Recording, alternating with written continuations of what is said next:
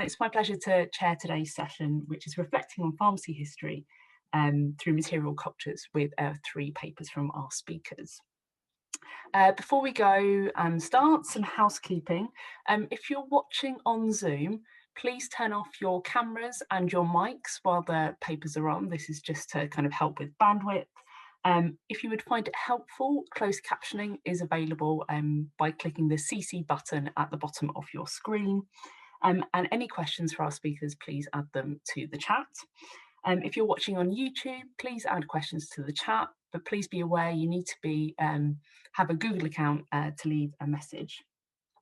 Questions will be put to each speaker once they've finished, and then there'll be time for a general discussion at the end, and we'll also have a comfort break at 5 o'clock.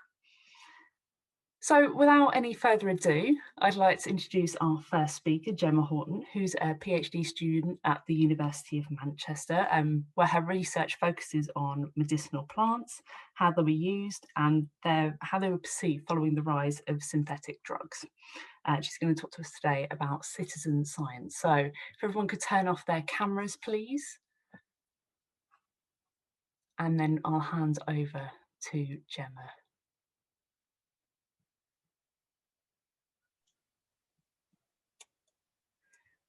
Lovely. Jemma. Brilliant, thank you. I'll just share the screen. That's sharing it. So hi everyone, I'm Jemma. Today I'll be talking about an unnatural obsession with bottles, which is basically a citizen science project that I have been conducting with Dr. Linnea Kuglish, which is basically getting the public involved in doing academic research looking at the materia medica collection at the Manchester Museum. The materia medica collection is a predominantly plant-based collection, but also contains animal and mineral specimens that we use for teaching pharmacy at the University of Manchester. This is a collection I've been working on for a very long time. I started working on this collection back in 2014, and over the years I've been kind of working on and off it for quite a while. So the history of the collection dates back roughly to the 19th century, with the introduction of Owens College. So Owens College was kind of the first iteration of the University of Manchester, and it was founded in 1851. And then in 1872, it acquired a medical school. When it acquired a medical school, as part of that, it acquired its very first beginnings of the materia medica collection. At this point, the archive just kind of says it has a couple of jars, so it wasn't really the kind of collection that it is today, but really just kind of a couple of specimens. Along came Professor Daniel John Leach in 1880, who was a professor of materia medica and therapeutics. And he saw the materia medica collection as a vital part of a student's education and spent a lot of effort and time to grow the collection, acquiring plant specimens of various types, and basically grew the collection. And so it went from kind of a few jars to around 800 jars of plant-based specimens, which the students were actively encouraged to use and kind of explore throughout their kind of training. The materia medica collection was originally its own museum. So this is on the left-hand side a picture of the ground floor plan of the medical school at the time. And I don't know if my mouse comes up, but this room over here is the Museum of Materia Medica. It's quite a big space to kind of dedicate just to one collection. There was another museum that housed anatomy and things like that, which is this one over here, and that went on multiple floors. The Museum of Materia Medica was roughly about the same size on the diagram as the Anatomical Museum, so it's quite a big space to give up to one collection. And it basically, as you probably see on the picture on the right, it had a lot of jars kind of going around the side of the room, and then desk space and things like that for students to kind of take the specimens and start looking at it at their own free time. The university is really proud of its collection.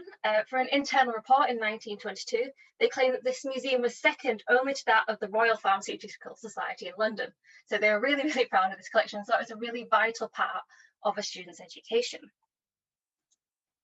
The collection was still actively used and kind of added to during the 20th century. This is where archival kind of documentation kind of peters out, shall we say, and references became kind of somewhat vague. There are references to just additions from various companies such as Bayer or the Wellcome, but generally it was just kind of offhand little comments saying some additions made to the Materia Medica Museum. And this continued on until about the 1930s, apart from during the First World War and kind of the build up to it when they were mainly maintaining the collection, they weren't really adding to it. So during this period, the references in the archives kind of got less and less, and not much documentation has really survived that says what they had, how much they had, or kind of any information how they cared for the collection. It was just the occasional comment of adding a new one. Then during the 1930s, this became even vaguer, where I just started saying additions. And then from the mid-1930s, I stopped finding any real archival evidence or documentation related to the collection at all, apart from one offhanded comment in 1948, where they said they were going to take over a small part of the museum to dedicate to sterile product dispensary and to some laboratory equipment, showing the collection was still there and in use, even if the archival evidence wasn't there to support it. So as the classic Star Wars meme goes, the archives are incomplete and therefore somewhat unhelpful. In order to get a more concrete picture, I'd have to kind of go to different sources from just archives. Since doing the community curators, which is the kind of citizen science events, I've since been able to talk to Geoffrey Benson, who worked with the collection. And he said that it was definitely not added to from 1958, and the 1970s it was transferred from the pharmacy department to the Manchester Museum. But even so, it kind of goes to show that there was stuff still going on in the kind of 20th century and 19th century, but there wasn't really much kind of documentation that I could use to kind of really explore what's going on. This is where I kind of turned to interdisciplinary approaches instead. So I teamed up with Dr. Linnea Kuglish, who's an archaeologist. We basically decided to apply historical archaeology and material culture to try and identify features on the glassware and the containers themselves in order to date each of the specimens. In doing so, we could kind of get an idea of what specimens were added to the collection when, and things like that. We weren't so much interested in the contents because, as I kind of mentioned before, they were used in teaching, so students were kind of taking the specimens and using them, and these will continue therefore replaced or replenished. So to kind of get an idea when the specimen itself was first added, the glassware became the kind of ideal thing to look at. So from this, there isn't really much secondary literature that really engages with the glassware of pharmacy education specimens like the Materia Medica. So we kind of had to start drawing from other sources in an attempt to try and identify different features that might give a suggestion as to when the jars would be added. In some cases, we got really lucky, and these were like gold dust. Occasionally found a specimen that had an exact date on it. So the one on the left is from Kew Gardens in 1885, and the one on the right was from a pharmaceutical company, Messrs. Christie & Co. from 1883. But these are really, really rare, so we got very excited whenever they turned up, but it didn't really give us much of a picture for the collection as a whole. In some cases, we could turn to the labels to kind of give at least a vague time period that they kind of were introduced. For example, in the top left, we have Owens College. So I mentioned at the start, it was originally Owens College from 1851. They didn't acquire medical school till 1872. So anything with Owens College could be dated to approximately 1872 to 1880. In 1880, Owens College kind of became a federal university with colleges from Leeds and Liverpool, and together became the Victoria University. So the top right kind of label indicates anything with that can be dated from 1880 to 1904. In 1904, the federal system separated and it became the Victoria University of Manchester. Often it was just called the University of Manchester on labels, although the University of Manchester, as we know today, didn't come to be until 2004 when the Victoria University of Manchester merged with another institution called UMIST. So anything that says University of Manchester is actually referring to the Victoria University of Manchester. But again, these aren't really that common. They were again exciting to find, but not the bulk of the labels. Predominantly labels in the collection were either the bottom two, so handwritten or printed labels, which didn't really give any indication as to when the specimen was added. So we started having to look at the morphological features of the glass itself. So this kind of gives an overview of the different kind of productions that we predominantly saw in the glassware of the collection. Originally we had free blowns. These were kind of the early ones. So this is where you have a person called a gaffer who kind of blew through a blowpipe to the glass, and then they more shaped the glass by hand. The mold blown is kind of basically the same. You had your gaffer blowing in, this time into a mold, and this was introduced from about 1810 onwards. When you get to the 20th century, you start having the introduction of automatic bottles. So from about 1900, you have the introduction of the semi-automatic bottle machine. This is basically where you have a machine that creates the bottle, but you need someone to basically glob in globules of glass in order for it to do so. And then for about 1905 onwards, you have the fully automatic bottle machine, and that basically did everything. So these different kind of approaches produce different features on the glassware that we could then use to kind of date the jars. On top of that, you also had different morphology of the jars depending on what its function was. For example, on the very right-hand side, that was for a solid, so that's called shelfware or a salt mouth. So in this case, it's a juniper jar, so that was for kind of small solids that could kind of fit through the hole. For larger solids that wouldn't fit in that, they were generally housed in specimen jars. So as the kind of evidence there with the belladonna leaf, so they don't really, you'd break up if you kind of try to put it in the salt mouth, so they put them in specimen jars. Then we have the tincture jar, which is generally for things that contain liquids. And then on the left, we've kind of got a group that had a variety of different shapes and sizes and features, which I kind of used an example here of a screw cap one, which in our kind of what we've classified as just generally bottles. We have other ways to try and date them, but they don't really have like a characteristic shape that you can just kind of group them together in. In order to date the kind of glass, we've used various kind of different sources. The Society for Historical Archaeology has a fantastic source base, which involves historic glass bottle identification, which we've used. We've used patents from manufacturers, particularly ones based in Manchester, because this is a Manchester collection. We've also kind of used various handbooks and stuff from like the 19th, 20th centuries to try and date the jars. The majority of the specimens, as we've kind of gone through, were dated from, as expected, 1932 to World War I. So at least we kind of know we're going on the right track. And a lot of the collection has either been kind of mold blown or automatic bottles, with a couple of free blown or kind of mouth blown ones in there. The free blown ones are quite distinctive and generally the easiest to identify. These are very kind of smooth, fluid in kind of shape. They're often asymmetrical, as you can see with the top one, where I'm just going to do the very technical term. It's very wonky, so it makes it quite easy to identify if it's not kind of uniform. These often had the very top of the jar, which is called the finish, so which is this kind of the mouth of the jar and the kind of neck of the profile, which is called the finish. This was applied separately at the end and could be applied with a tool, so those weren't necessarily done by hand. And then at the base of these jars, you more often than not have what's called a pontil mark. So a pontil mark is basically, in order to hold the jar, because it's quite hot when it's been made, they have a pontil rod which is held at the bottom so they can move the jar after the blowpipe's removed, so they can add the finish. These are generally covered either in the case of the collection predominantly glass, but we've also seen evidence of sand and iron tip pontils. And basically they were kind of coated this so that they would stick to the glass, and then when they were done, they just snapped them off. They leave a very distinctive kind of blob of glass at the bottom. We have also seen evidence of kind of other approaches, but lots of the collection does have the kind of pontil mark. However, things are never that straightforward, and lots of the collection, to make them prettier, they decide to remove the base and the features that could try and help us identify what approaches are used. On the right hand side, we have fire polishing, where they kind of basically applied heat to smooth it off, and on the left we have a divot.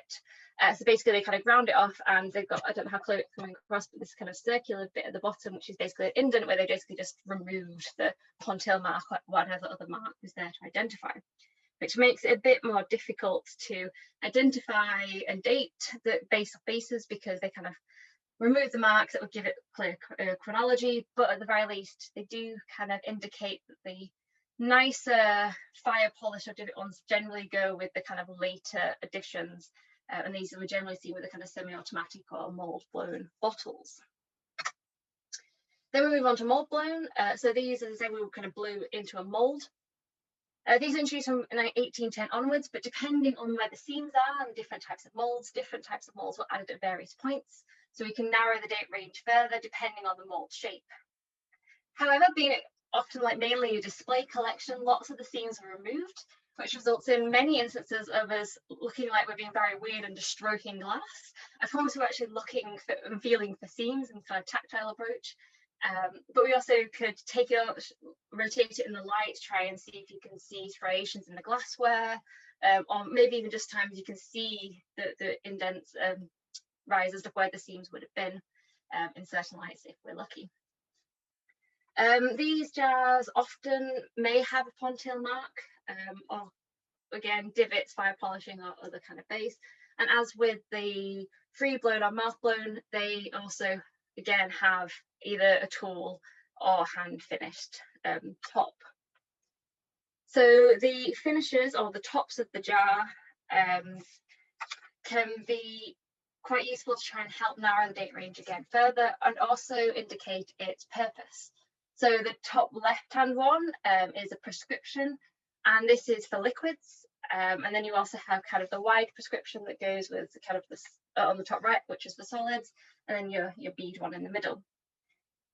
These finishes, as they're called, can be applied either by hand, which produces, again, as I keep the wonky, as I'm doing the finger finish, where it's kind of uneven and it's not really smooth, which makes it easy kind of to identify the hand applied finishes. Some are applied with a tool called a lipping tool, or if it's an automatic bottle, the machine has done everything, so that's part of the manufacturing process. The interesting thing with looking at a collection like the Materia Medica collection is that you get lots of distinctive, unique ones as well. For example, at the very bottom of the pictures here, we have a hybrid one, which we haven't really found much in the kind of secondary literature about stuff like this. It's been quite exciting to find. And this one is basically, based off its profile, a hybridization of the bead, which is what you generally find on a specimen jar, so this kind of rounded one, as the middle picture shows, and a hybrid between that and the top right, which is the salt mouth or kind of wide prescriptions, it's also known, on the top right. So it's kind of a hybridized of both, which is, we haven't discovered why it was done like that, but it was quite exciting to find. So not all specimen jars, even if they look quite standard from like a distance, actually on closer inspection, you can get quite a big variety going on. We also have quite a lot of specimen jars that are very distinctly 20th century editions. So these are always quite exciting to find. So the quite clear indicators of 20th century editions are actually if you look at screw cap bottles. So with the screw cap, I don't know if anyone's ever, probably not, looked at the thread that goes around the top for the screw cap, which is this bit here. There's lots of different approaches to how they used to do them, but the overlap, so the fact that it goes over each other there, is actually introduced from 1924 onwards roughly. So anything that looks like that we can definitely say is a 20th century edition. The one on the left here, so these three images are also quite exciting because based on the seams and the scarring at the bottom of this circular bit here, indicates that it's from a specific machine that was only introduced from the 1940s onwards. So that's quite an exciting find because that one clearly indicates it was like at the end of the kind of additions to the Materia Medica collection. So lots of very exciting finds going on. So we can't really draw any kind of definitive conclusions as to the collection as a whole yet because we haven't got all the way through it yet. But looking at what we've seen so far, lots of the specimen jars and the salt mouth solid ones are generally made using kind of semi-automatic or mold blown approaches, and it has been so generally kind of using these kind of standard approaches. The contents would have been used throughout, so looking at the jars have been a useful way of going. We had like a bulk edition of, say, cinchona at the end of the 19th century, things like that, so mapping what specimens were added when through looking at the morphology of the glassware. Given the speciality kind of nature of these jars, they could have still been using the older techniques later on. For example, the free blown kind of asymmetrical jars could have been produced in like the 20th century, because they kind of had the low-tech approaches kind of continued on using. So it's more kind of we're giving generic, kind of general date ranges when the earliest they could be rather than the latest they could have been added. So this collection, as I kind of mentioned, is quite big now. There's over 840 jars, so looking at all of them ourselves was a bit too much. So we turned this into a citizen science project in an attempt to get the general public involved in looking at academic research, looking at the history of pharmacy, and basically getting other people's perception, kind of interpretations of what the features of the jars could have meant and things like that. So it's been quite interesting to kind of bring different people in from different backgrounds to have a chance to look at the collection, which we basically ran 4 events at the beginning of 2019 and a pilot project before that. And basically we had a whole range of people who came in to look at the jars, and the kind of images kind of show here. Lots of people came in, worked in teams and groups to measure to identify the features and try and date them from there. Over 95% of the participants indicated desire to return and do the event again. And we actually had some people who did the pilot project come back to do the later events as well. When asked what they would take away from it, I had my favourite response where someone said that they now have, quote, an unnatural obsession with bottles, which is why the talk is called an unnatural obsession with bottles. Other people have said, quote, I'll never look at glassware the same way again. And, quote, I hope they've gained a whole new understanding of the complexities of cataloguing a collection. So had quite a lot of fun approaches from people and comments. So we've so far worked our way through more than 120 jars, which is roughly about 15% of the collection. So there's still quite a ways to go, and we hope to run more events like these once kind of the pandemic and lockdown allows. So yeah, it's been quite an interesting approach to kind of look at the morphology of the glassware as a way to kind of explore material culture and pharmacy collections, which otherwise from just the archives would not have got anywhere near information and kind of the story of the collection that we would have otherwise. And that's it. Thank you for listening. Thank you very much, Gemma. I think you just need to stop screen sharing. There we go. Thank you. I've had to slightly move locations due to my Wi-Fi issue. So thank you very much. And I just think from a curator's perspective that looking at the whole object is, you know, a really common material culture kind of way of looking at things. I'm amazed that you've managed to do a lot to kind of help date. So we've had a couple of questions through the chat, which I'll give you a minute to have a quick glass of water. So the first one is from Anthony, and it's what kind of preservation techniques were used to maintain the specimens in optimal conditions? So for the collection on the shelves, when it was, from this what I've gathered from pictures, there's not much archival stuff. It generally they were just held in the jars. They don't really had any preservation techniques originally, because they were actively being taken and used. When they came to the herbarium, they were kind of just been housed in shells and things like that. So they've not really had much in the way of preservation techniques in the sense of kind of storing it. They're just, because they're glass, they're quite they're quite versatile and able to kind of not really that effective. So they've mainly just been sat in kind of cupboards and stuff, obviously kind of away from light and things like that, but it's just mainly housed in cupboards and things like that. Lovely. And the second question is kind of on a similar theme from Mark, is about, have you had any trouble removing any of the glass stoppers, and any hints to any of us who look after some slightly unpredictable collections, and also if you'd ever do any kind of comparison work with any other material culture collections as well. So that's a two-parter there. Yeah, so removing glass stoppers, yes. Definitely had some tricky ones that were difficult to remove. In some cases, we can just get around without actually having to remove them, because the actual glass lids don't provide much information with the dating. We're actually more interested in the profile of kind of looking at side one and kind of the profile where the the kind of finishes, the profile, that gives more indication than actually the lid. But getting those toppers off, lightly tapping gently works if you're very, very careful. But otherwise, yeah, it's just if it doesn't come off, I generally just somewhat abandon it and go, right, okay, I'll just look on the outside and just leave the inside. Yeah.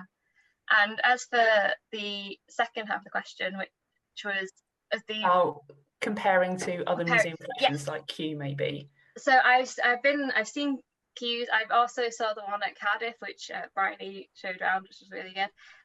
Which I've kind of looked at and gone, oh, I recognise the same label. So there's clearly some kind of either sharing of jars or swapping or something like that. Exactly the same labels at the Manchester Museum collection that I saw at Cardiff. I haven't had a chance to look yet because I haven't made my way through all the Manchester Museum ones yet. There's still a long way to go. But eventually I would quite like to go and look at other collections as well to kind of get a more concrete picture of what was going on. Okay, so we've got a few more questions, which we'll probably have time to get through. So, so this is from Linnea, so hopefully I've said your name correctly. Drawing on your amazing work in the history of medicinal plants, do you think that the shift from specialist glassware, i.e. shelfware, to more general bottles, so just bottles, in the 20th century mirrors mainstream trends in pharmacy education? That's a tricky one. I don't really know to answer that really, because the trends I've kind of looked at with the 20th century pharmacy education has predominantly been a little bit later than the collection that I've been looking at.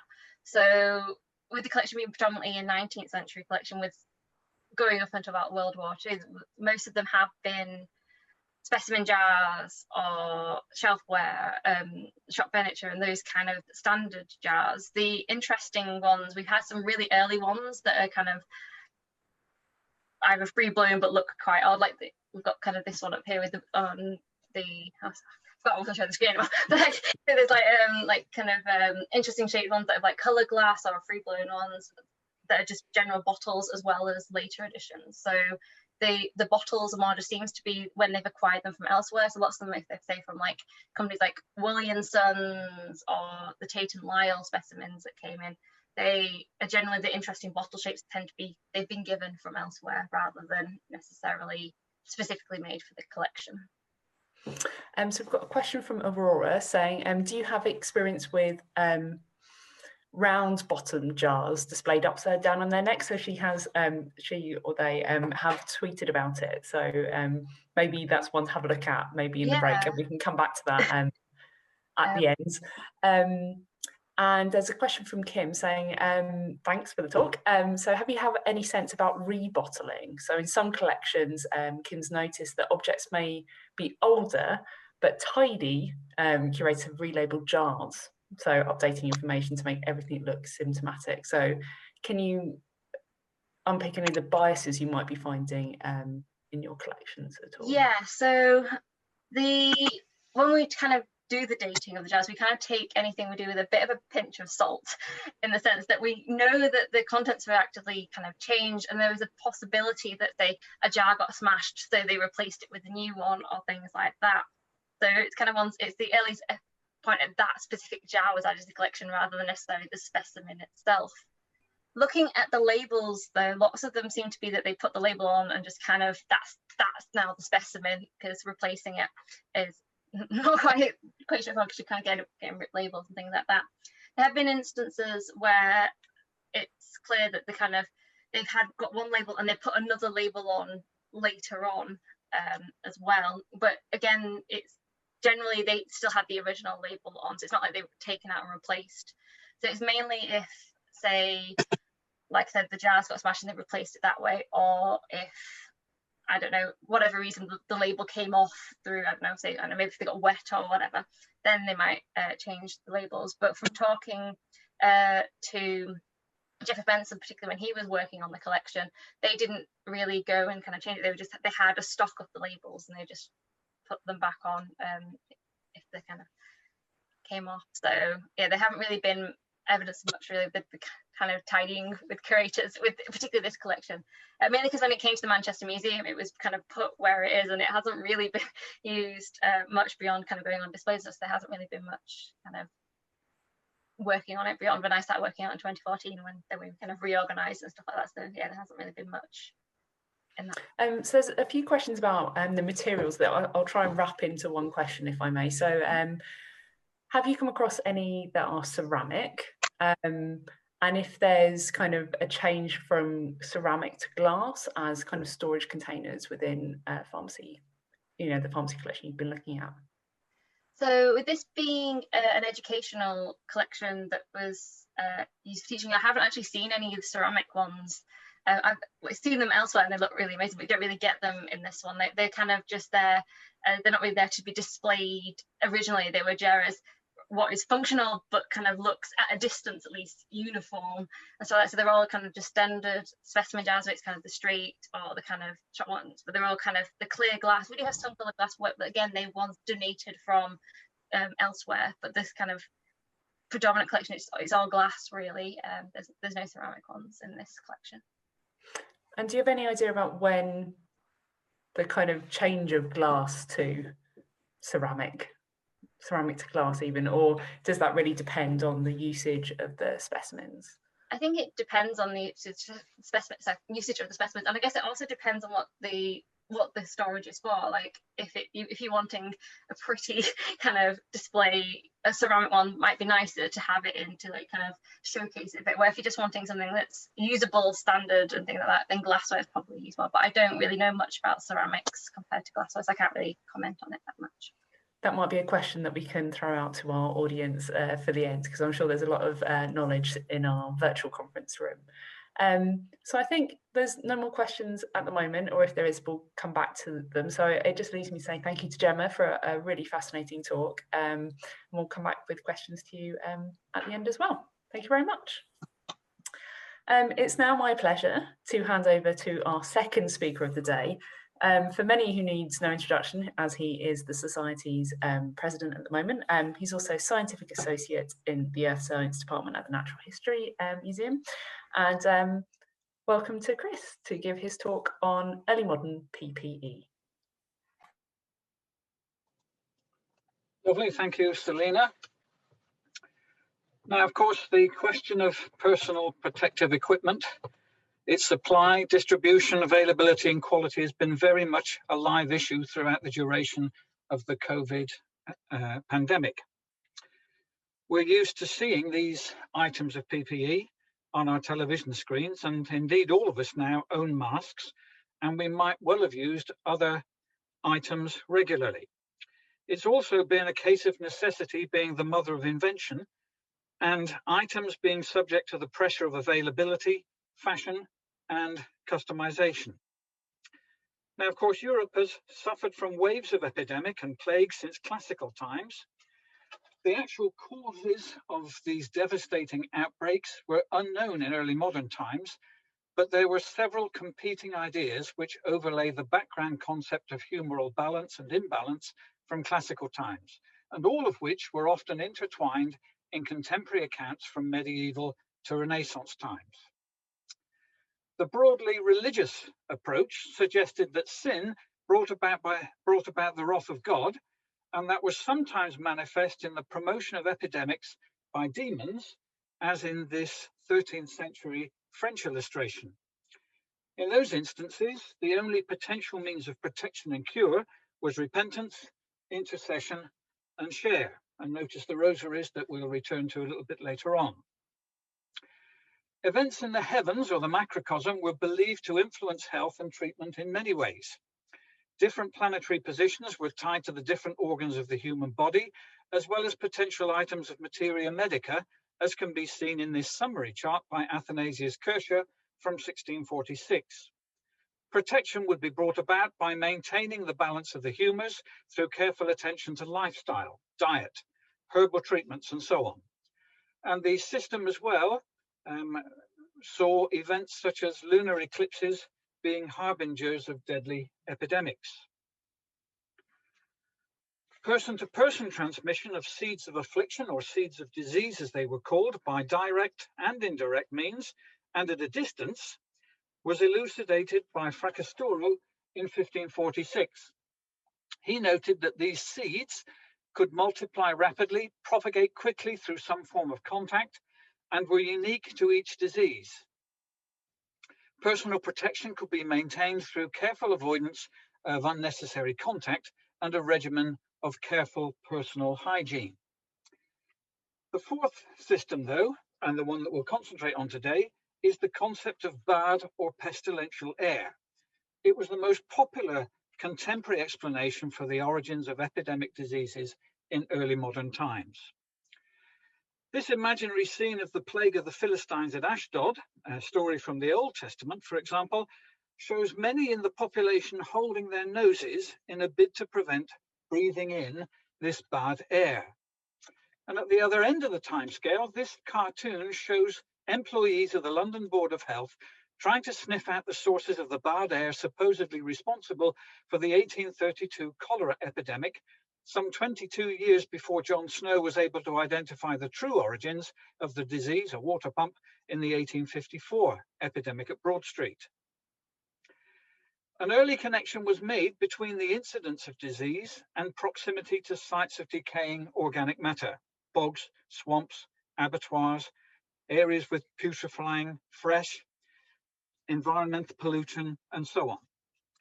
The putrid smells released from these sources were believed to harbor disease-containing particles and volatiles, sometimes known as effluvia. And these disease-laden airs, later known as miasmas, were also referred to as night air, pestilential air, or corrupt air. One logical means of protection from such pernicious atmospheres was to overcome the dangerous odors they contained with sweet-smelling scents.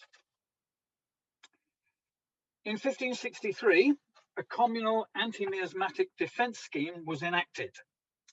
This was revived in full during the Great Plague of 1665, and bonfires of strong-smelling materials were lit 3 times a week in the streets, and firing cannon at regular intervals meant that acrid gunpowder smoke might drift through the streets, overpowering any pestilential airs that might be lurking there. In the home, the entry of pestilential air blown about by the wind was prevented by closing the doors and the windows, especially those that faced south, because this was the direction that such airs were believed to come from.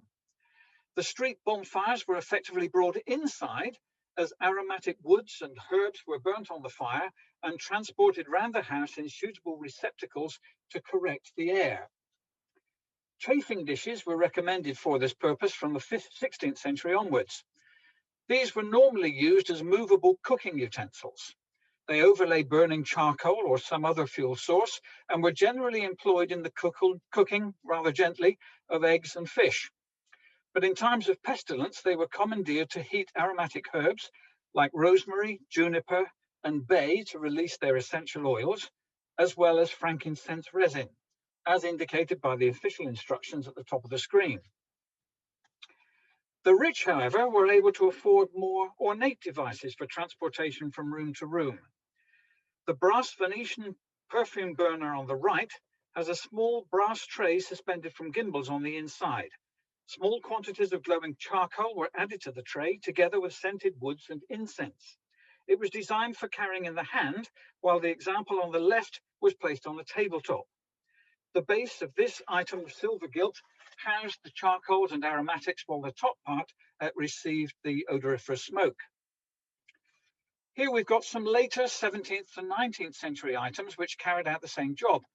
Made of brass, each one's got a long handle for carrying purposes and keeping the hands away from the terminal bowl into which burning charcoal and aromatics were placed. And the smoke again escaped via the system of holes in the lids of the fumigators. Louis Bernard Guiton, Baron de Morveau, was a lawyer turned chemist, and he invented a special disinfectant bottle. Putrefaction of the bodies in the vaults of Dijon Cathedral gave off an offensive smell, which he thought might harbor disease. He reasoned that a large quantity of miasmatic ammonia, an alkali, could be neutralized by the fumes issuing from hydrochloric acid.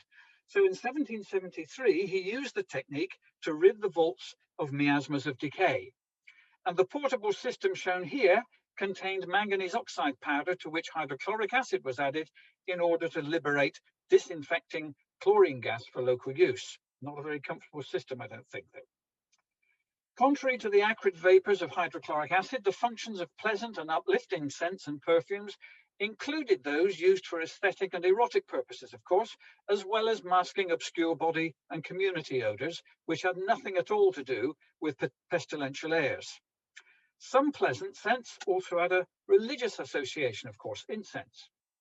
In some cases, these subsidiary functions were associated together with the supposedly apotropaic ones, and occasionally became the dominant source following declines in the medical requirements.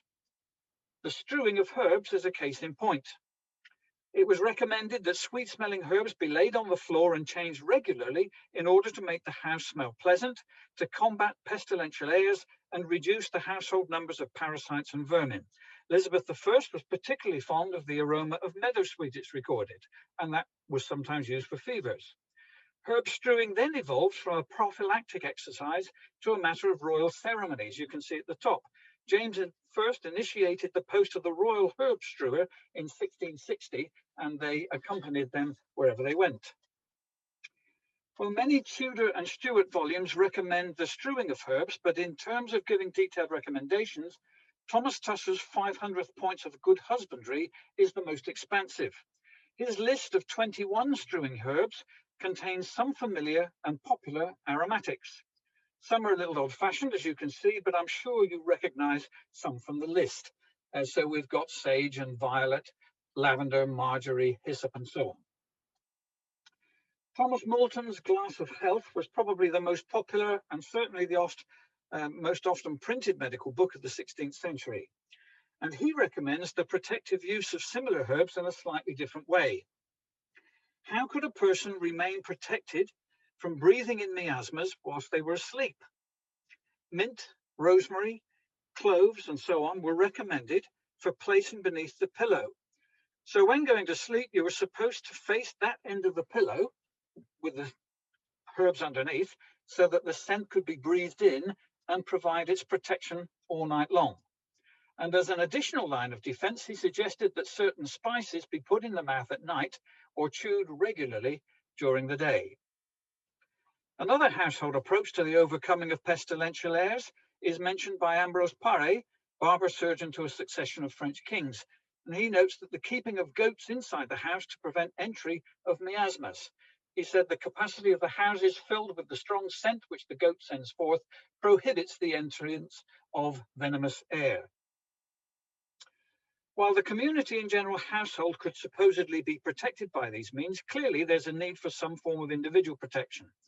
Since the normal reflex process of breathing was fraught with potential danger from the inhalation of these poisonous effluvia, a portable source of therapeutic odor might permit the bearer to go about their daily business at the same time as taking judicious sniffs of suitably therapeutic aromatic materials.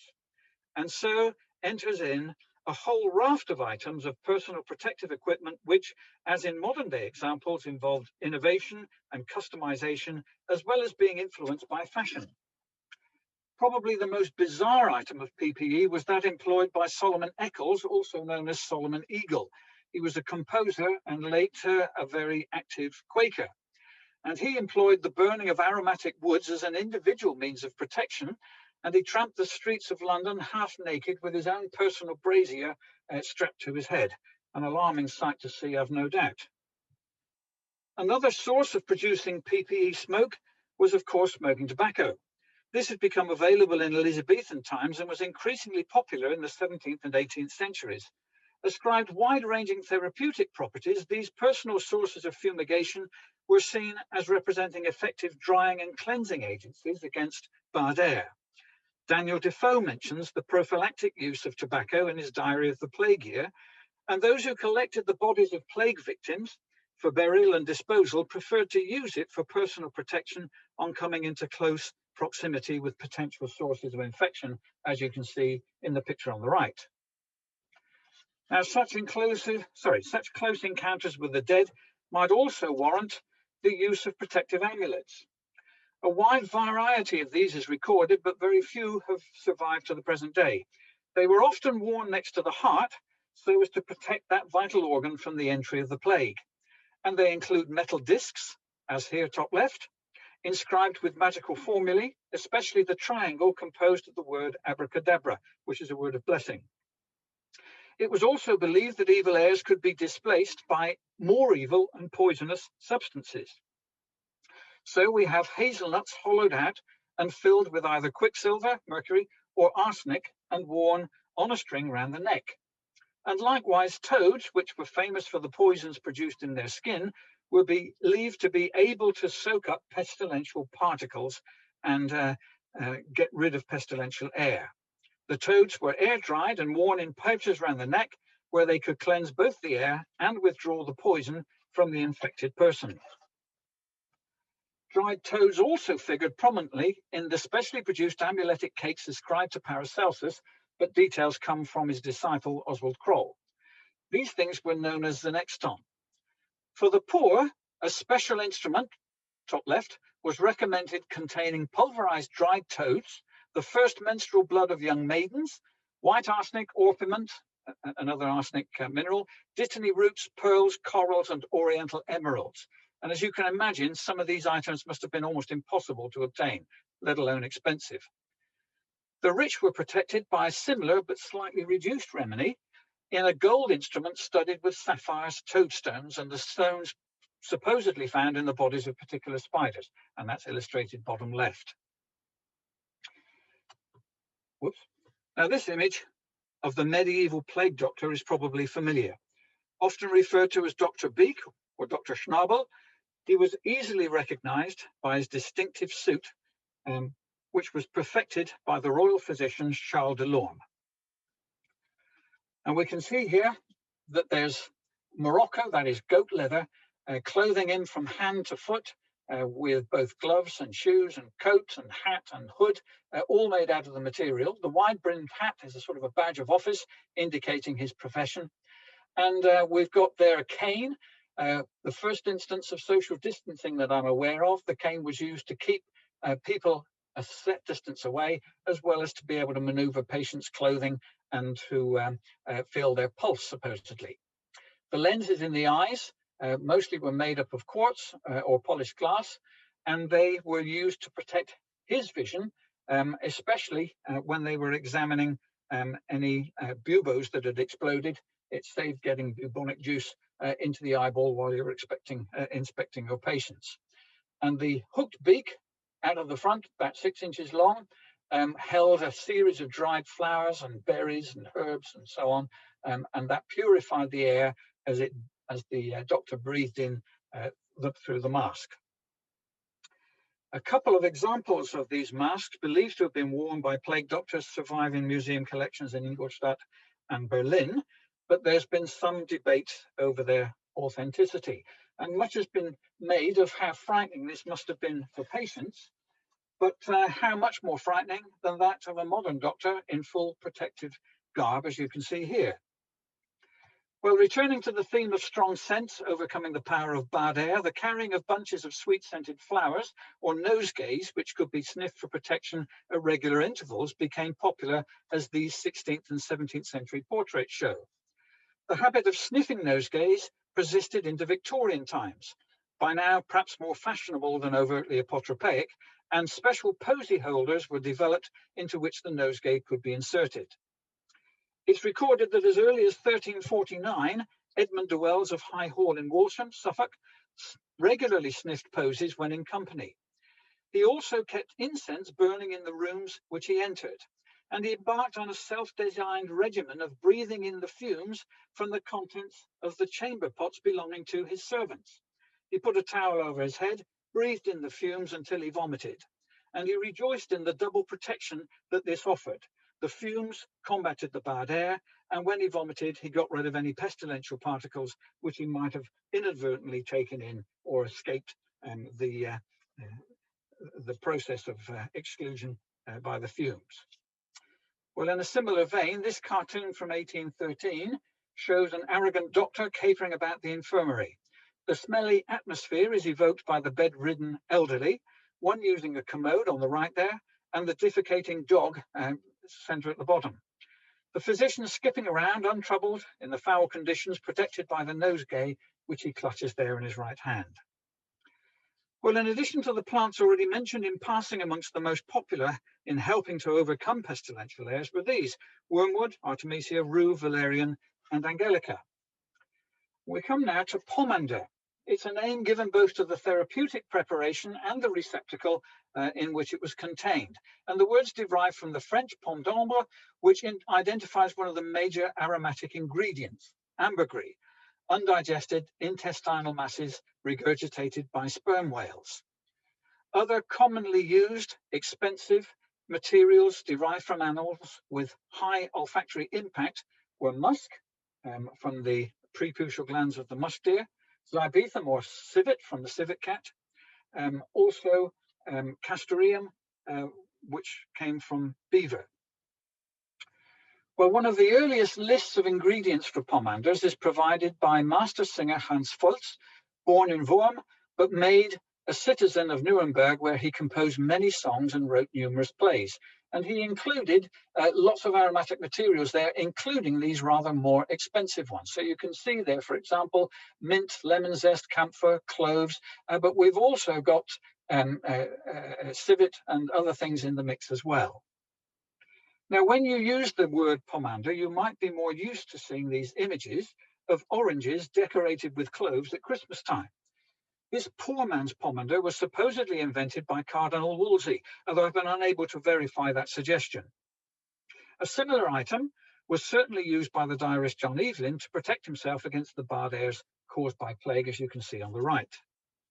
Possibly the earliest representation of a pomander is found in the satirical work La Nef des Folles by Bardius in 1502. You can see there, look, this lady is offering a pomander for this girl to smell, and she's also got a nosegay in her hand.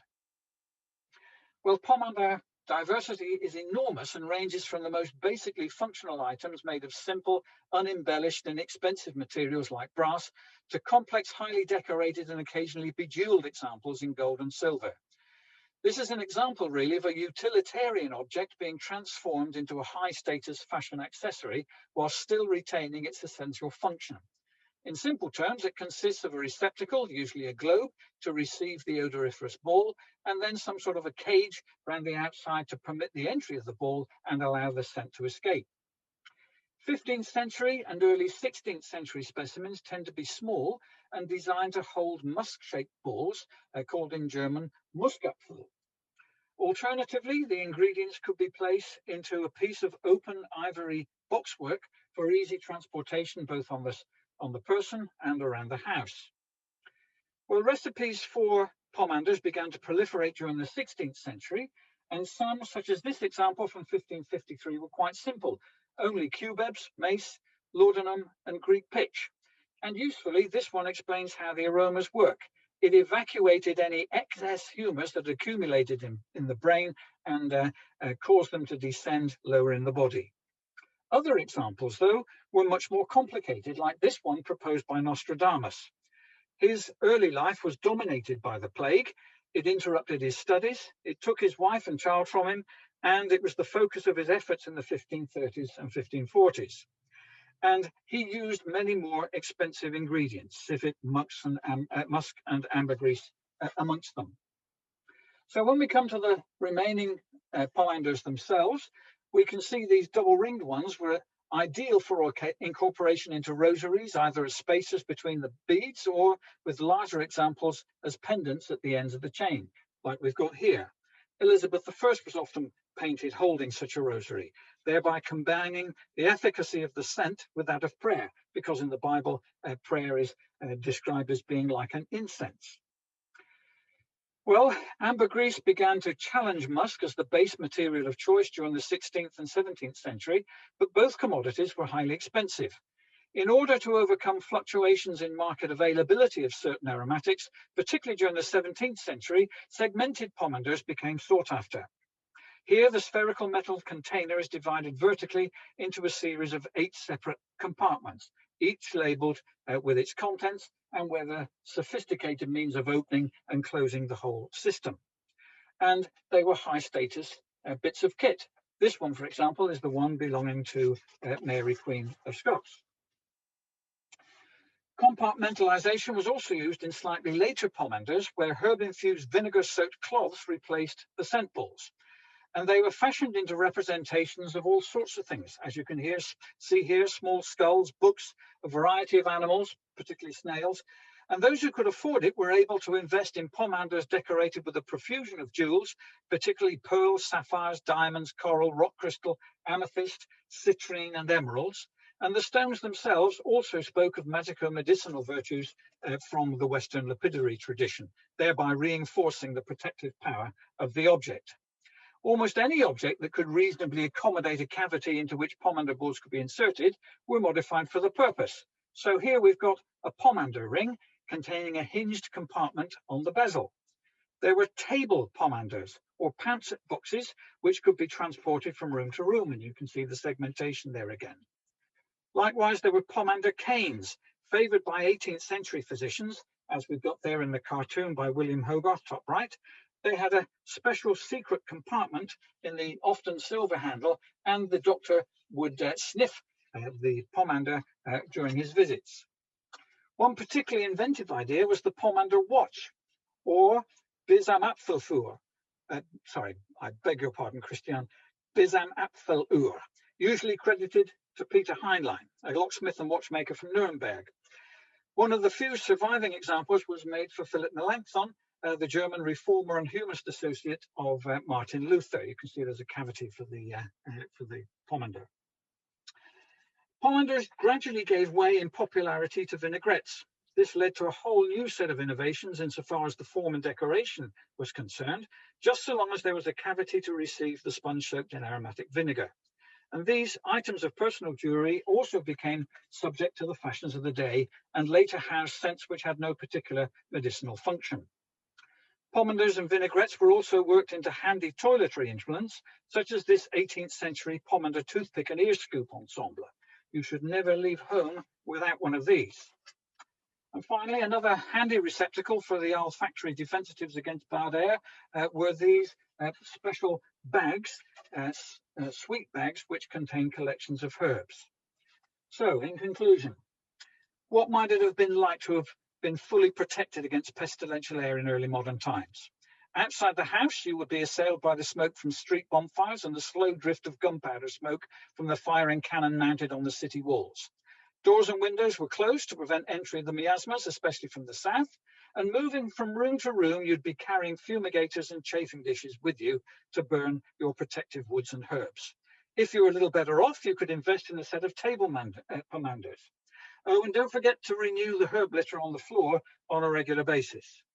On going to bed, you need to put herbs under your pillow and face them whilst asleep, and a little spice in the mouth gave an added level of protection. If the occasional cannon blast in the night didn't disturb your nightly slumber, then the noise of the goats downstairs probably would have done. In order to help you go about your daily business outside the home, portable means of protection would be needed. Make sure your amulets are all in place. Dried toad, check. Quicksilver in a hazelnut, check. Must remember to get some more menstrual blood from young maidens while I'm out so I can recharge the Xenexton. Then make sure you've got fresh flowers for the posy, that you're wearing your pomander rosary, pomander ring, carrying your pomander watch, and you've renewed the vinegar sponges in your vinaigrettes, and that your sweet bag is nicely topped up. Check you've got enough tobacco for your pipe, and that you've got your trusty ear scoop, toothpick, and pomander combo to hand. Don't be afraid if you see Dr. Beak coming towards you, dressed head to toe in his protective garb, perhaps sniffing his pomander-headed cane, but do try to avoid the nutcase with the burning brazier strapped to his head. Thank you. Thanks very much, Chris. We do have a couple of questions, but I think we'll take them for the discussion afterwards. Welcome back to the last paper of the day to John Crellin, who I'm sure needs no introduction to many of you as a pharmaceutical and historian of medicine, as well as a teacher. His books have got me through many a difficult spot when identifying objects at the Science Museum. So I'm very much looking forward to hearing his talk on the life of Luer and the hypodermic syringe. Over to you, John, if everyone could also stop their videos and mute themselves as well. Thank you very much. Okay, well, here, just to try and give you a little bit of whet your appetite, to give you a flavour of Luer's story, I just want to show glimpses, without any comments from me, of some of the exhibition illustrations, and they're all by courtesy of the Wellcome Images and other public domain resources. So these are just, as I just said, to try and give you a flavour, a sense of the atmosphere we try to create around Luer's story.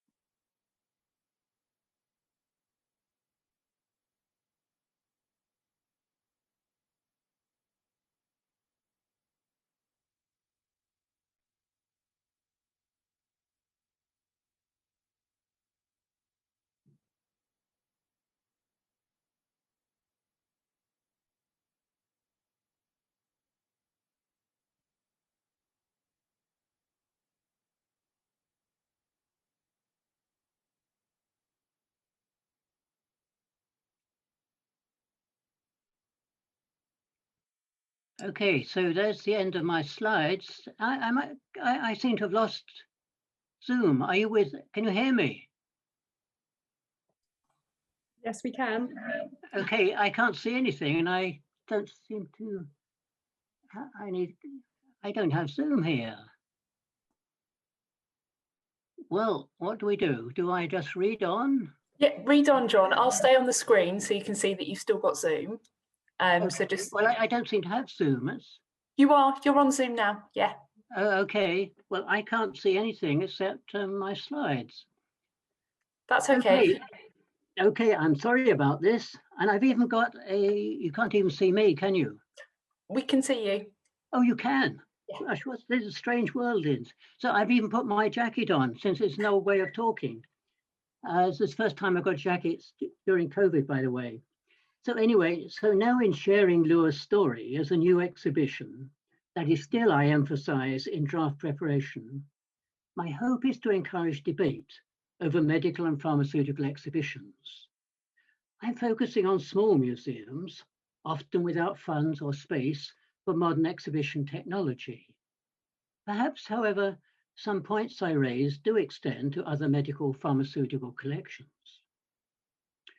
One question hovering in my mind is, can the potential of such museums be extended to play a more recognizable scholarly role in communicating history of medicine and of pharmacy? This, in my mind, is to foster public understanding of past and present healthcare issues, maybe above all, the uncertainties each individual faces. The new exhibition is for the Young Museum of the Devon and Exeter Medical Heritage Trust. The museum, built upon a major collection received from the Devon and Exeter Medical Society, is housed within Exeter's St Nicholas Priory, a heritage building with its own activities, but some in collaboration with the Trust. In the exhibition, Luer, one of billions of hypodermic syringes produced since the 1850s, relates how the story of the lowly, unattractive medical tool takes us to past and present uncertainties and frustrations for physicians, other healthcare workers, patients, writers, artists, and policymakers. So the talk is divided into 4 parts. They are a taste of Luer's autobiography with quotes from labels. 2, a summary of the exhibits to illustrate the type of questions Luer asked visitors. 3, do we need to rethink approaches to medical pharmaceutical exhibitions? And 4, try to put into practice the syringe story and experiment. 2 introductory comments. First, there are 2 overlapping versions of the exhibition, in-house and online. The in-house version is a display of syringes, needles, injectable medicaments, sterilizing equipment, manufacturers' catalogs, patents, and illustrations, all designed into 5 chapters to fit available cases. If that sounds dull, we try to make our labels as evocative as seems appropriate. The online version brings together edited introductory in-house labels and illustrations as a fuller narrative. Also included are the optional laminated sheets available for interested visitors that provide, where appropriate, additional background information. It is this online version, it only shows a few in-house artifacts, I will be describing. My second comment relates to the growing subdisciplines of material and of intangible culture within the history of the health professions, aided by the resources, of course, of visual culture. These provide questions that direct Luer's story, one of a participant observer, of how he was used and what he witnessed. It serves as a way of communicating through medical pharmaceutical artifacts that are often viewed differently by healthcare practitioners, patients, and the public. Further, as an occasional supplement to the exhibition, the museum's regular hands-on sessions will include syringes, without, of course, needles, in part to demonstrate changes in technology and raise questions about, for instance, the performance of injecting. Now turning to part 1 of this talk, a taste of Luer's edited story with 4 random quotes from labels. The first one: "Here I lie in what might as well be my coffin. I'm not yet dead, merely forgotten amid old syringes and plastic descendants, like a retirement home, but not a comfortable one. I was born, rather manufactured, around 1900. My family name is Luer. We are an enormous multi-generation family, and I hate to show you this awful photograph of siblings and children from a 1930s trade catalogue." The second quote: "The owner of a syringe friend of mine was a young lady suffering from excruciating spasms of neuralgia pain. Her physician advised her to purchase a syringe and needles from a local chemist so she could inject herself with morphia whenever needed. She promised her doctor she would follow his directions. Sadly, that did not happen." Third quote: "I'm just remembering that when Victorian physicians blamed patients for disregarding advice, they generally had less sympathy for women. I heard this was because physicians in general accepted that women, especially from the upper classes, were inherently weak. Their weak willpower accounted for frequent tendencies to lie about their morphia habits." And the last quote: "Ouch, that hurt," is a cry I have often heard.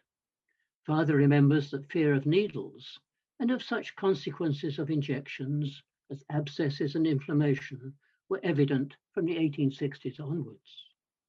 Blame was attached to blunt, dirty, rusty, or unsharpened needles, unclean syringes, and many other factors. Some injections, too, were particularly painful. I remember mercury preparations to treat syphilis sent some patients away in great agony, never to return.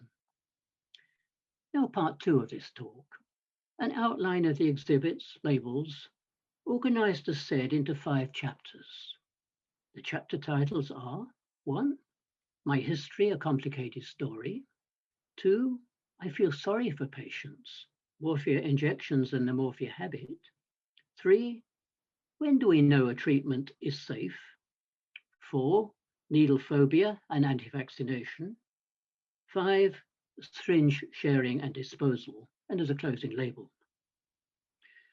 The following brief notes on some sections of the first 2 chapters hopefully indicate how we try to provide, within limits, 1, a sense of the issues, for instance, controversies, that lie behind many medical developments, and 2, the direct and indirect questions Luer asks visitors to consider.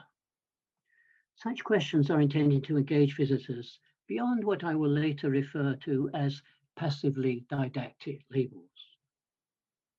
Chapter 1, titled My History, a Complicated Story. This comprises a chapter summary and 7 sections. And I might add, a summary precedes each chapter as a guide, helpful for all, but especially for visitors with limited time. Following section 1, captioned my family, covering some history and characteristics of Luer syringes, section 2 on Not Everyone Loved Us considers competitors. This is to notice the major role of entrepreneurship and technology in many medical and pharmaceutical developments. Luer also asks, does this sometimes lead to medical gimmicks that fail to meet their promotion? In section 3, titled, And I Must Not Forget the Aristocrats and Plastic Imitations, Luer notices how doctors in the early 1900s displayed their authority other than by using their medical tools. For instance, wearing morning suits on house calls. This, a target for satire, reminded Luer he often witnessed physician performances or theatre during injections. And Luer asked visitors to consider whether doctors display their authority nowadays, and if so, how. Section 4, Not Sure About My Ancestors, and 5, on Other Discoverers or Innovators, raised the question, who discovered the hypodermic syringe? Luer says his father credited Alexander Wood as being at the top of a hypodermic family tree that started in 1853. But Luer, not so sure, notices other contenders and raises such topics as 1, distinguishing discoverers and innovators in medical developments, and 2, whether a background of something in the air, including pharmaceuticals, contributed to the multiple discovery claims occurring around the same time. Also, in terms of claims supporting various discoverers, Luer asks about patriotism and unconscious biases at play in science and medicine. Section 6 and 6a, captioned, Are the Eureka Moments?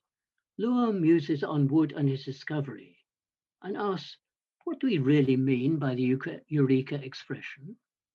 He leaves visitors to ponder the question and the importance of the discoverer's prepared mind. Now notes on chapter 2, titled, I Feel Sorry for Patients, Morphia Injections and the Morphia Habit. Morphia being, of course, the common 19th century term for morphine. The first section, captioned The Morphia Habit, an Early Warning, starts with an 1883 quote. It may well be questioned whether the world has been a gainer or the loser by the discovery of subcutaneous medication.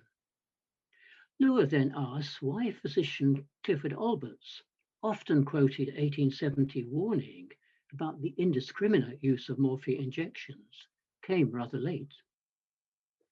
Section 9 explores a surprising side story, namely treating the opium habit with morphia. With a letter from Victorian novelist Wilkie Collins on being so treated, Luer comments on physician support for the early use of one opioid to treat another. And of course, it still goes on. In section 10, The Morphia Habit, Women Patients, Luer notices that a woman, advised by her physician to self-administer morphia, mirrored Isabel Gordon in Richard Price's 1888 novel, An Evil Spirit.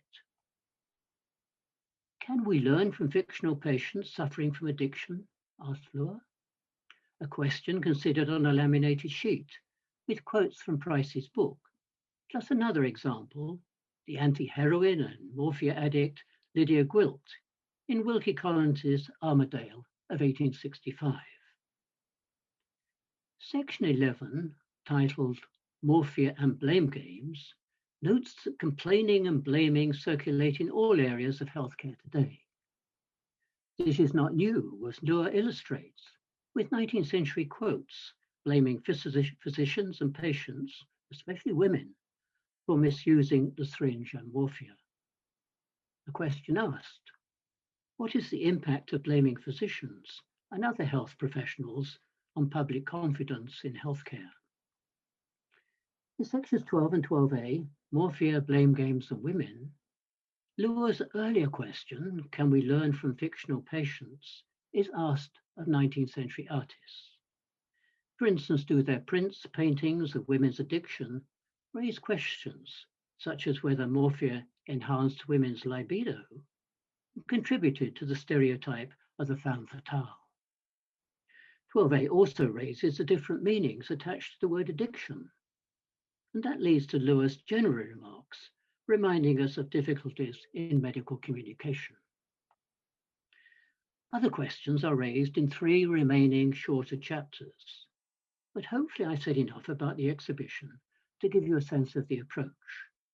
That is to leave visitors with direct, indirect or implied questions, so as to encourage thinking about the nature of developments and issues in healthcare. Well, maybe I'll just add one more Luer question.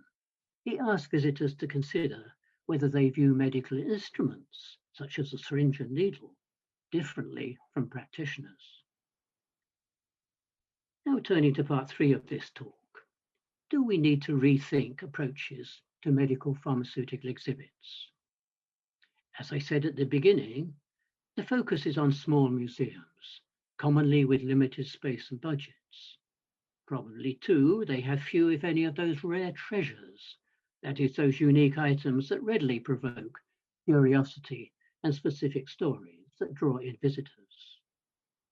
So our thinking centers on ways of utilizing collections of the common and garden medical pharmaceutical items, often found in general museum collections, in ways that send visitors away with questions about the complex world of healthcare. Hopefully, these are timely thoughts today, if only because problems facing small museums in our changing and uncertain times are currently being aired. Nothing appears sacred. This applies to many medical and pharmacy museums, even if by catering to public curiosity on health matters, they may not be quite so vulnerable. Recently, however, Bryony Hudson wondered about the future of pharmacy museums, as she focused particularly on responsibilities over collection development. My thoughts here focus on another aspect, namely the educational role. After all, museums are major purveyors of history, popular history if you like, but that surely carries much responsibility. Are public expectations changing? Is there a need to rethink the educational role? Many answer yes, as part of overall museum change and development. Over the years, I have been increasingly sensitive to exhibits that leave visitors, I'm sure unwittingly, with a Whiggish story of progress by highlighting without sufficient context medical pharmaceutical firsts and triumphs.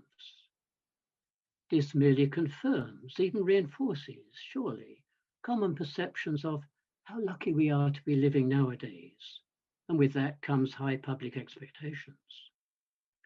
Of course, much justification exists for that statement, but it does not encourage reflection on what might be seen as possible losses amid the many gains. Nor does it open the door to critical thinking of the past, of our heritage, part of our humanity. As we are commonly being reminded, false and sidestep facts are a pervasive concern. All the more so amid a need to understand the ways, the complexities of human behavior that help to shape science and healthcare practices.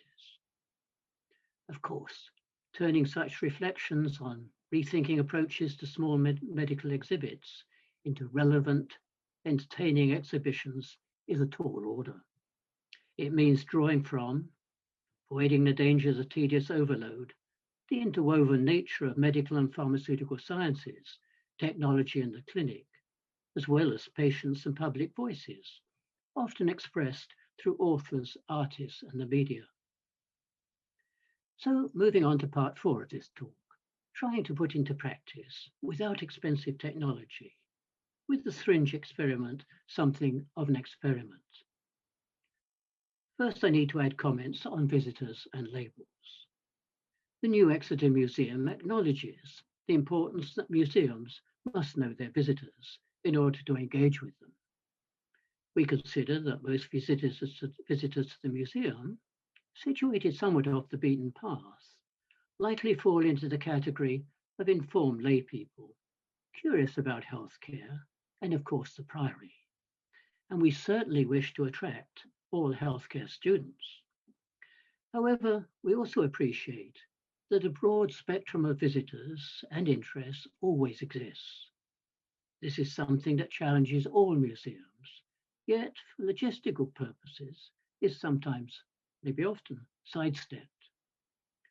Arguably, it contributes to tendencies towards one-size-fits-all labels, the drift towards the lowest common denominator. Hence, brief labels often result, sometimes little more than the name of an object and the time period. Such labels are what I call passively didactic. They offer nothing to stimulate imaginative thinking that might lead a visitor to visualize the circumstances, the performance and props that surrounded, say, a consultation or medical procedure. For instance, as Luer noticed, when a physician administered an hypodermic injection. To help develop imagination, technology is unquestionably coming into its own. An alternative, maybe best combined with technology, is, I suggest, the Socratic approach to education. This, well tried and tested, has much to offer by posing questions, direct, indirect, or implied, of objects and the stories they can tell. I hope it is clear that this is the approach taken in this syringe exhibit. I might add that as a non-technology alternative, it does serve calls for small, inexpensive, easily transportable loan exhibitions. Hopefully, too, the exhibit caters both to the diverse interests and time constraints, sometimes very short, among visitors. To help all visitors, we provide a Xeroxed takeaway handout guide, merely 4 sides of a folded A4 sheet, to explain and negotiate the exhibition. It includes a list of chapter and section titles and 2 specific points.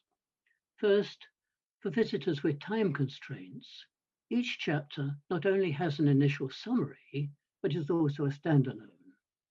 Thus, visitors might wish to focus on only one chapter, that is one exhibition case, such as the morphia habit or needle phobia.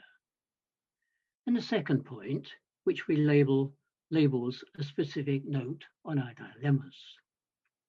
There we mention that brevity and oversimplification without context can be unhelpful and even mislead. Hence, we explain our approach with 3 points. Why the labels are mostly written as an autobiography. We all like stories, and Luer helps us to imagine practices and the responses from patients, all of which we make clear have a basis in documented sources. 2, that if our labels appear longer than found in many museums, they do include the illustrations. Importantly, visitors can revisit the information online. 3, that laminated sheets are available for those with sufficient time to spend with the exhibition and who wish to read more background on specific areas of Luer's story, and these are available unchanged online.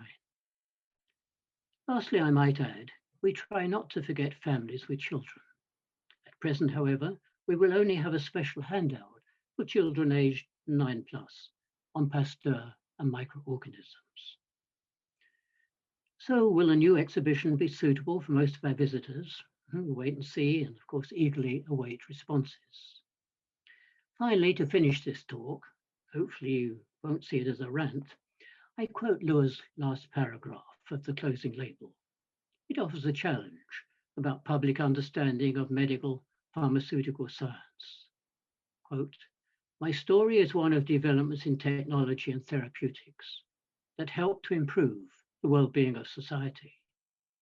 But I have also shown you negative, even dark sides of the use of us unattractive medical tools. Negative sides that I fear can be found in many areas of healthcare. It is perhaps a lack of understanding of such matters, of uncertainties, that is often considered to contribute to much societal distrust of science, distrust that variably extends to the health practitioners." Well, thank you. That seems unreal. I can't see anything but my first slide. Thank you very much, John. That was a wonderful talk about a very familiar item to many of us, to kind of dig into the complexities. And I really enjoy that biographical approach of an object, which, you know, to get people thinking from the terms of a syringe as well as the people involved. I think it's a really wonderful approach. As we haven't had any questions in the chat so far, I was wondering if Bryony wouldn't mind playing John's slides one more time, and I mean, you know, reflect on what we've heard so far. That's fine. I'll just find them now. Thank you, Bryony.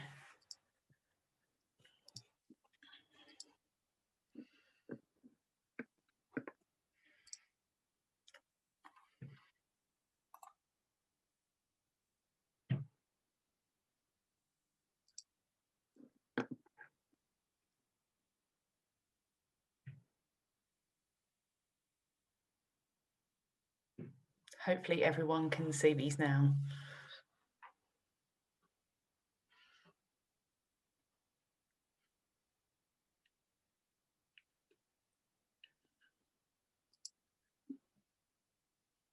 I can't see them at all. I can't see anything. I don't know what's on.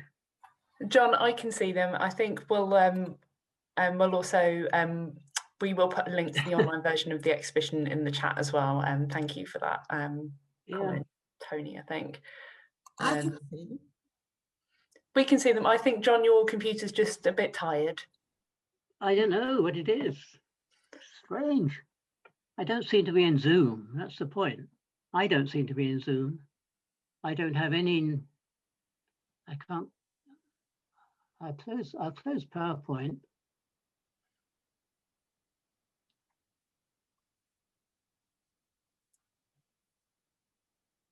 No, can you still hear me?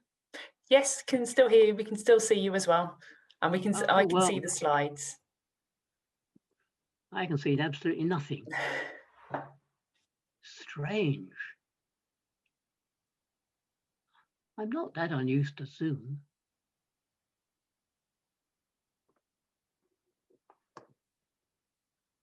And we do have a question for you, John, from Edward, saying, is there a history of animal experimentation to test or improve syringes or needles? I certainly haven't come across that. One can never say never, can one? But I've done a fair bit of reading, obviously, and I didn't come across that. Okay, and the illustrations, were they from newspaper cartoons, or are they from a range of different sources? A range of sources. Hopefully they're all public domain, and welcome images, of course, are invaluable. So we're in COVID, as we all know. So the internet is the only resource. Yeah. If I could ask all three of our speakers to come back, so John, Chris and Jemma, I'm going to take my speaker's privilege and kind of, you all talked about very ubiquitous items of kind of medical technology or medical storage. And I just kind of wanted you to reflect on your kind of experience of dealing with the traces of that once very ubiquitous technology to, in Chris's case, some very few and far between examples of beautiful pomanders, and Jemma dealing with hundreds of different jars, and John dealing with thousands of syringes. So I just kind of wanted you to reflect on your experience with dealing with the traces that history has left behind. Well, I was fascinated just by the enormous diversity that seemed to be represented in personal collections, museum collections, online images, and so on. This was a topic I only sort of really considered studying once we'd gone into lockdown. So there was no opportunity to actually visit museum collections and do the things I would normally do.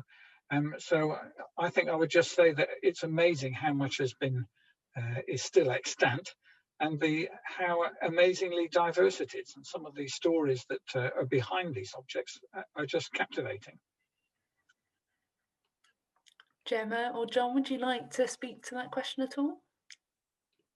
Well, I mean, not quite directly, but just to say, why did we get into this? Well, the Medical Society had this large collection of syringes. What do you do with them in a museum? And so it struck me that we've got so many common garden objects which don't necessarily interest, or do they, the public? So how do we make them interesting? And then it seems to me that the autobiographical way is probably, a particularly interesting way to go in terms of using common garden medical items in terms of exhibiting to the public. It's like sort of living objects. Thank you. Jemma? And similarly with the materia medica collection as well, because at first glance it's just a load of seemingly just plain glassware, and it's quite interesting to the variety once you get down into the nitty-gritty of looking at the exact actual morphology of them. There's such distinctive variety even in a collection that looks quite similar, and kind of similar to what John was saying about getting people interested in a collection that it's kind of just seen kind of plain originally. It's kind of interesting to apply kind of the citizen side thing, getting people to actually handle and look at it in a different way rather than just seeing something in a display case, just a different way of engaging with the history by, in this case, or in my case, actually engaging and touching and exploring the jars firsthand. There's some chat going on in the chat about the autobiographical approach to everyday items like sewing machines and flat irons. So thank you, Bryony. I'll keep asking my questions because I was really intrigued. I was very intrigued by particularly how Jemma and Chris talked about the senses. So that idea of touch and smell, and there was some chat talking about how people are approaching kind of histories of touch and histories of smell, but also how you just touched on, Jemma, about how people engage with objects. So I just wanted you to kind of maybe reflect a bit more, and maybe Chris, on how we might think about reinvigorating the smells for people today. I think definitely touch is a really big way that of getting people interested in things. So I found lots of talking to people after doing the event, lots of people found it really interesting to actually be able to go behind the scenes of a museum and actually handle objects. It's something they don't normally get to do. In doing so, people took so much more out of the event. I think if it was just presented as a talk of this is how you identify glassware, I think that it's not as engaging as being able to actually touch, smell, and all these kind of different senses involved. I think it really, really does up the level of engagement with things. I think smells in particular have become a research area in its own right, and certainly in the last 10 years there have been a number of volumes of collected essays on smell. And of course the main problem with smell is it's such a difficult thing to describe or to define. So it's difficult to articulate a sensible discussion because so much it gets lost sort of in translation, so to speak. Working, I think, from the sort of older views of smell in particular is quite instructive. And of course, in a sense, I think with aromatherapy and various sort of more recent developments in the popularity of smells and the development of synthetic odors and this sort of thing, mimicking ambergris and so on. It's a whole sort of new area, and the therapeutic use of odors is really only just beginning to be quantified in any way.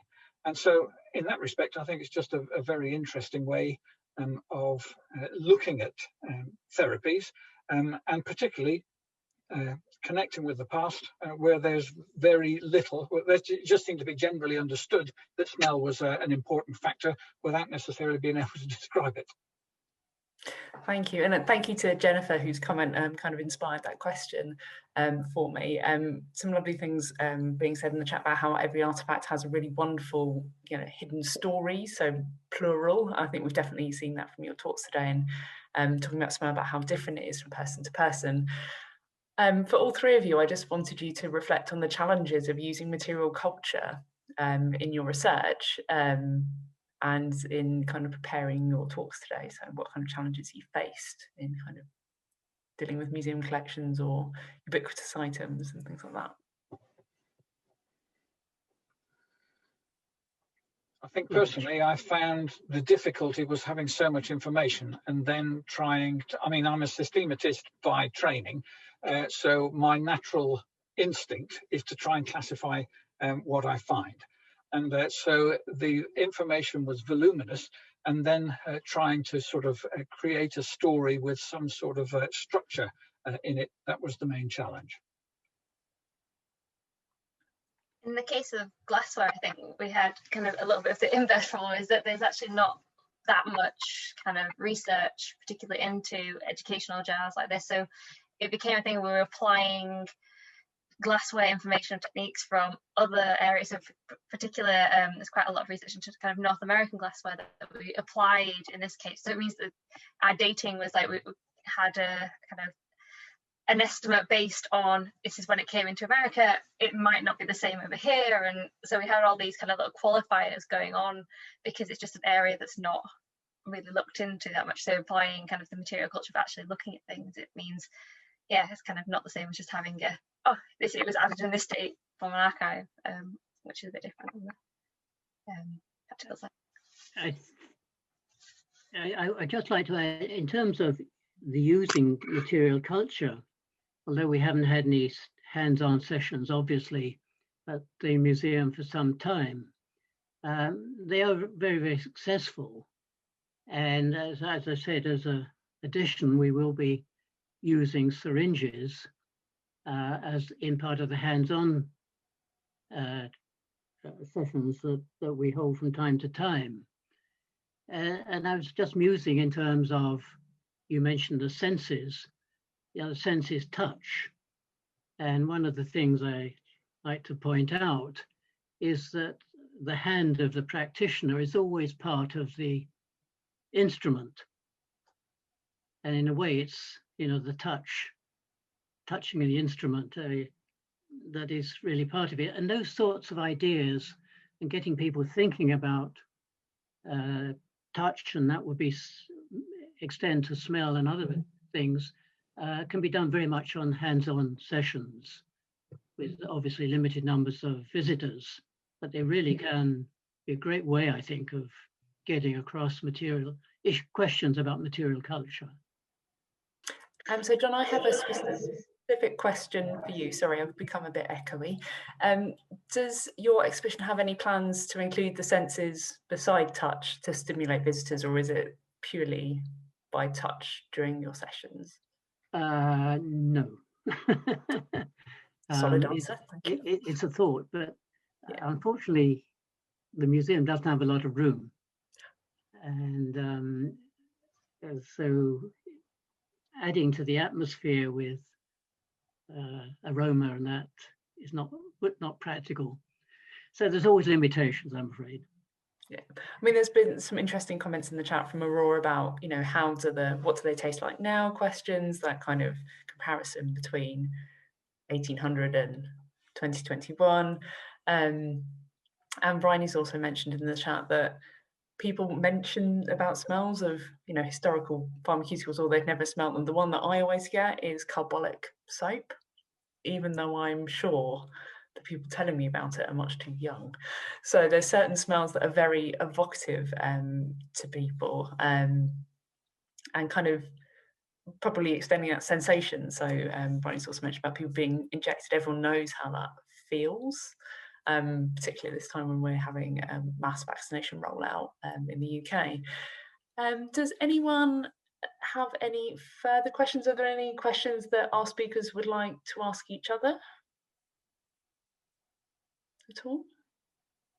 Just a challenge about the Science Museum. It's not a question. Oh. Would you think of adding an aroma to the pharmacy you have?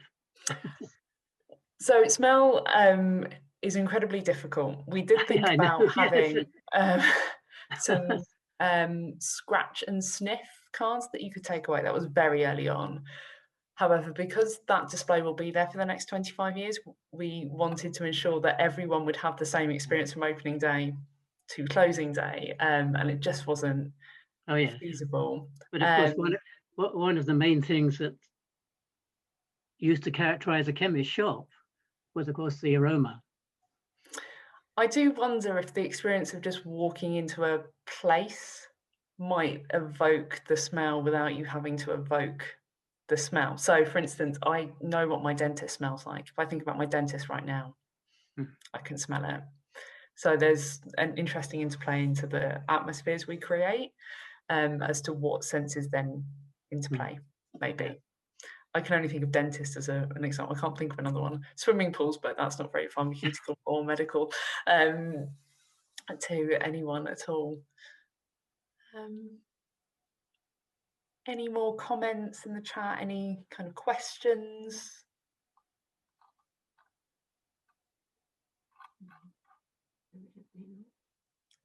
Some lovely things about beers and smells going on the chat, so do check it out. We will send around, try and find the link to John's online. Is there an online extra link to the exhibition, John? It's not really good. No, I did say it was still in process. My apologies. Yeah. Once there is, I'm sure we'll find a way of. Yes, in time. Yes. In COVID holds everything up, as we all know. Yes. Well, hopefully we are on the way out of that. Heathrow Airport. So all people are just sharing smells now. It's become this wonderful chat there. So as chair, I will slowly bring this day two to a close. I'd like to thank our speakers, Jemma, Chris and John, for 3 brilliant papers and a really wonderful discussion, particularly on the senses and, you know, the uses of material culture that we can all draw on. I think this has been a brilliant day two. My usual plug as treasurer is, if anyone is not yet a member of the British Society for the History of Pharmacy, please consider doing so. So please go to our website. And also there is day 3 tomorrow. Please do remember though that the clocks are going forward. So make sure your clocks are the right time before you go to bed, so you can join us again at 4 p.m. tomorrow.